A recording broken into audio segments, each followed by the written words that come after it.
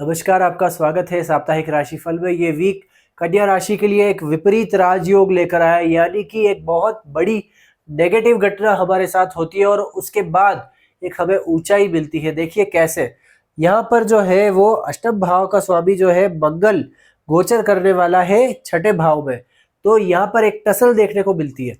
फिर तृतीय भाव का स्वामी भी जो है छठे भाव में आ जाता है, मतलब एक तो मेहनत और ऊपर से तृतीय भाव का स्वामी भी, तो और डबल मेहनत यहाँ पे देखने को मिल रही है। और साथ ही एक धन योग भी यहाँ पर बढ़ रहा है, क्योंकि ये जो दूसरे भाव का स्वामी है जब भी छठे भाव में आ जाए, देखिए कैसे बढ़ रहा है।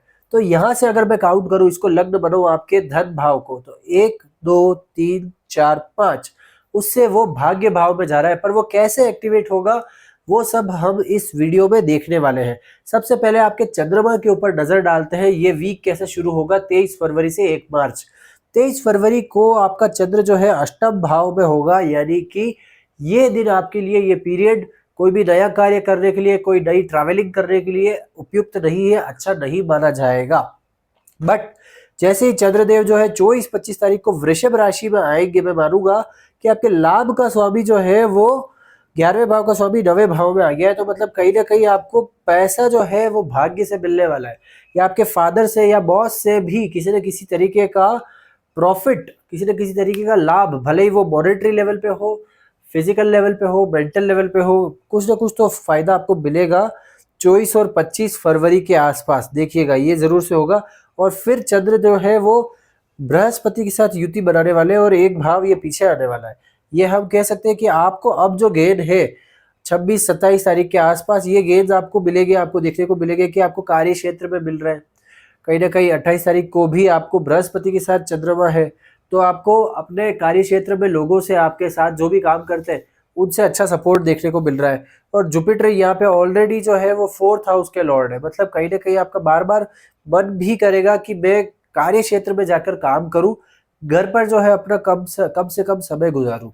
अब ये सब चीजें रहेगी आपके साथ। और 1 मार्च को चंद्र जो है वो वापस से एकादश भाव 11वें भाव में आ जाएंगे। इतना आपका मनोस्थिति जो है वो बना रहेगा। अब इम्पोर्टेंट बात यह है कि देखिए, अष्टम भाव का स्वामी जब भी जो है छठे भाव में जाए तो एक विपरीत राजयोग, सरल विपरीत राजयोग बनता है। इसमें एक बड़ी घटना होती है जिस वजह से हमारे को लाइफ में एकदम से सडन चेंज आता है और उसके बाद व्यक्ति राइज करता है। पर ध्यान रखने की बात यह कि देखिए, मंगल और राहु की युति यहाँ पर हो रही है, तो मंगल महाराज की युति राहु के साथ हो जाए तो ये अच्छी बात नहीं होती। बहुत बड़े बड़े विवाद या झगड़े होने के चांसेस आपके बन रहे हैं। तो ऐसा नहीं है कि आप राजयोग के चक्कर में, विपरीत राजयोग के चक्कर में लोगों से लड़ झगड़ बैठे। तो इन चीज़ों का आप ध्यान रखें। यहाँ पर आपको कुछ चीज़ें संभालनी पड़ेगी। वाद विवाद नहीं करें लोगों से। हालांकि मंगल जो है छठे भाव में बहुत मजबूत माने जाते हैं और वो कैसे भी करके जीत आपकी होती, फिर भी जितना कम आप अवॉइड कर सकते करिए। और देखिए, अब यहाँ पे शुक्र भी जो है वो आपके दूसरे भाव के मालिक है और भाग्य भाव के मालिक है, मतलब अब आपका भाग्य भी जो है वो कहीं ना कहीं आपका शुक्र देव जो है, आप सेवा करने से ही आपका भाग्य चलेगा, क्योंकि छठे भाव से हम सेवा भी देखते हैं। तो सेवा आपको इस पीरियड में करनी ही है ना, इस वीक और इस पीरियड, जब तक शुक्र और मंगल इस भाव में रहने वाले हैं।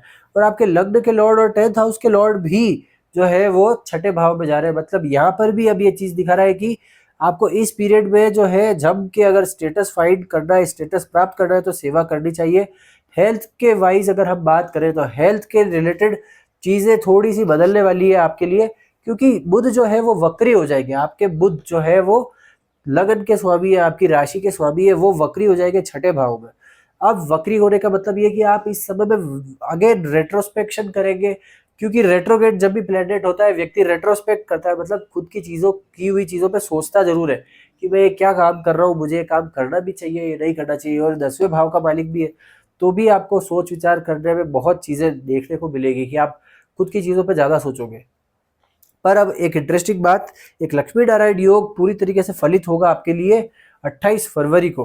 तो शुक्र और बुध जो है वो 0 डिग्री पे आ जाएंगे, मतलब एक दूसरे से इंटरसेक्ट कंप्लीटली करेंगे इस दिन। तो इस दिन जो है आपको बहुत अच्छा लाभ देखने को मिल सकता है। किन किन एरियाज में, स्पेशली शुक्र वाले रूल्ड जो हाउसेज है उसमें और आपके लग्न वाले हाउसेज में।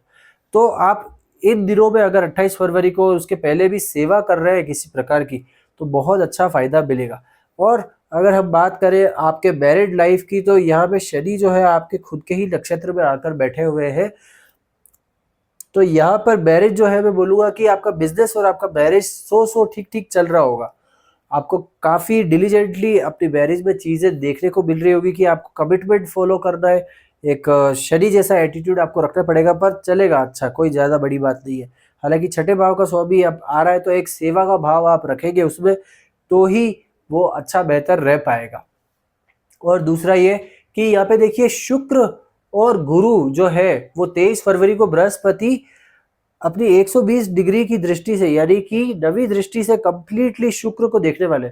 अगेन एक धन योग यहाँ पे एक्टिवेट होगा, बृहस्पति की वजह से आपके पास पैसा आने वाला है 28 फरवरी के आसपास। तो ये चीज़ें आपको देखनी चाहिए और इन चीज़ों में आपको इजाफा भी देखने को मिलेगा।